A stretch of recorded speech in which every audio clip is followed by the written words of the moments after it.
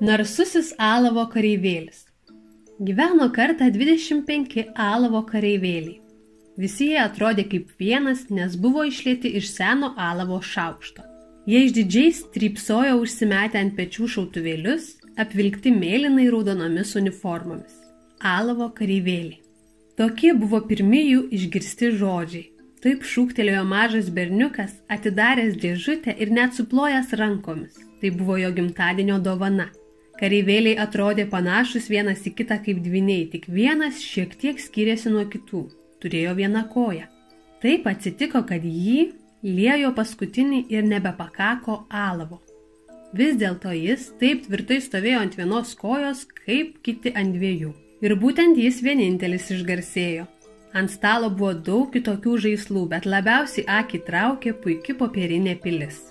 Pro mažulyčius langelius galėjai dirstelėti vidun. Priešais pilį aplink mažutį veidrodėlį, atstojantį ežerą, augo žemutėlyčiai medžiai. Ežero paviršiuje atsispindėjo plaukiojančios vaškinės gulbės. Tačiau pati žaviausia tarp visų šių grožybių atrodė maža mergytė, stovinti pilies tarpuvartėje. Ji taip pat iškirpta iš popieriaus, jos sijonėlis iš ploniausio muslino. Per petį perjuosta žydras kaspinas su didele, žėrinčia žvaigžde. Ši gražuolė buvo šokėja. Jos rankos ištiestos į priekį, viena koja iškelta taip aukštai, kad kareivėlis jos nepastebėjo. Todėl manė, kad ji irgi teturi vieną koją. Ji galėtų būti man tinkama žmona, pagalvojo kareivėlis, tačiau ji gyvena prabangioje pilyje, o aš glaudžiuosiu dėžutėje su 25 ginklo draugais. Ji nemano. Tačiau susipažinti su ja būtų ne pro šalį. Taip taręs, jis užlindo už tabokinės, padėtos netoliese ant stalo.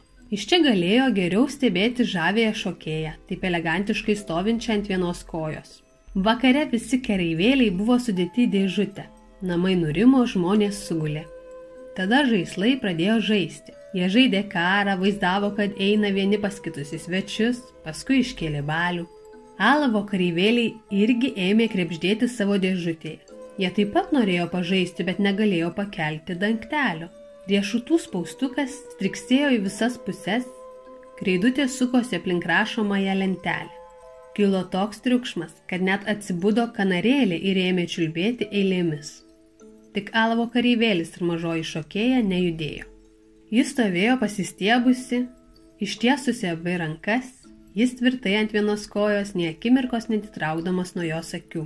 Laikrodis išmušė pusiaunaktį. Trakšt atsivožė tabokinės dangtelis, trykt iššoko iš jos mažas velniūkštis. Pasirodo, tabokinėje tabako nebuvo, ten lindėjo ši keista būtybė. Ei, kareivi, riktelėjo velniūkštis, nespoksok taip į ją. Tačiau kareivėlis apsimetė, kad jo negirdi. Pamatysi, kas bus rytoj, pagrasino jam velniūkštis.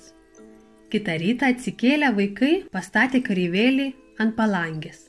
Kas žino, gal kaltas buvo velniūkštis, o gal tik skersvėjis, bet langas staiga atsilapojo ir kareivėlis stačia galva nupuolė iš 3 aukšto.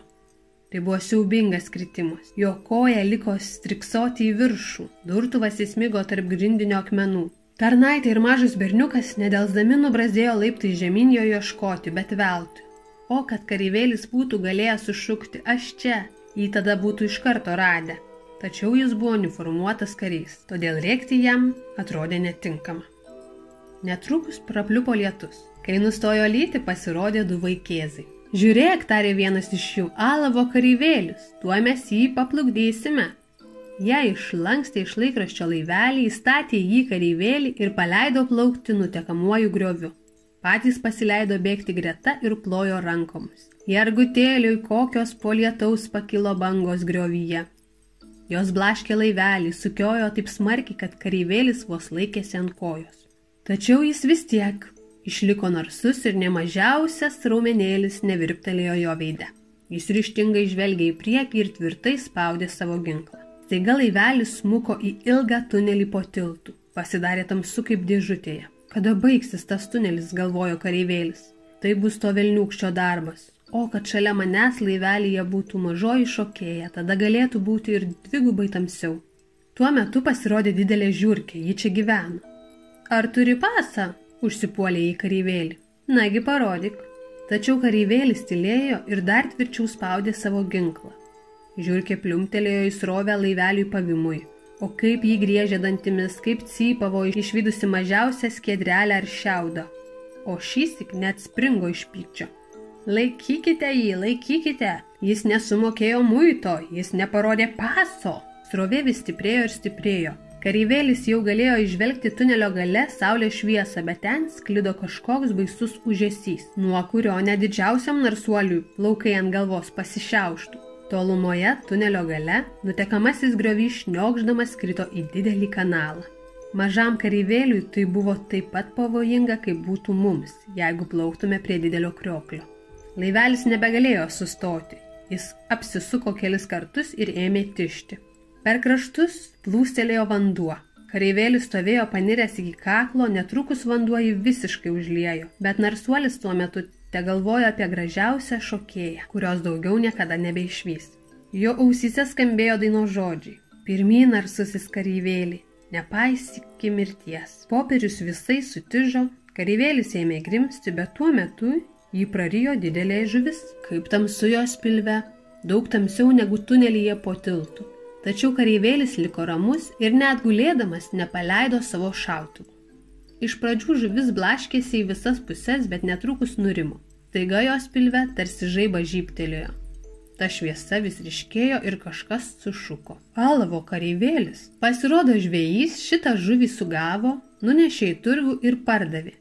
Netrukus ji atsidūrė virtuvėje, kur virėja ją ėmė doroti dideliu peiliu. Radusi pilve kareivėlį, paėmė jį 2 pirštais ir nunešė į kambarį. Ten visi norėjo pamatyti neįprastą įžymybę keliavusią žuvies pilve. Tačiau kareivėlis tuo visai nesididžiavo. Jį pastatė ant stalo. Ir ką jūs manote? Pasirodo, jis atsidūrė tame pačiame kambaryje, kuriame iki tol gyveno. Štai kokių stebuklų būna pasaulyje. Jis regėjo priešai save tuos pačius vaikus ir tuos pačius žaislus. Žavioji šokėja irgi stovėjo ten pat ant vienos kojos, kitą koją aukštai pakėlusi. Ji visai nepasikeitė. Kareivėlį tai labai sujaudino ir jis vos neapsiašarojo. Tačiau taip elgtis juk nedera. Jie žiūrėjo vienas į kitą ir nepratarė nė žodžių. Netikėtai vienas berniukas čiupo kareivėlį ir švyst įmetė jį į krosnį. Kodėl jis tai padarė ir pats negalėjo pasakyti. Tikriausiai dėl to bus kaltas tas velniūkštis iš tabokinės. Kareivėlis stovėjo apsuptas žėrinčių liepsnų, jam buvo siaubingai karšta. Gal tai buvo meilės liepsna? Kas žino, dažai ant jo ėmė tirpti, tik nežinia, ar tai atsitiko varginančios kelionės metu ar iš širdgėlos.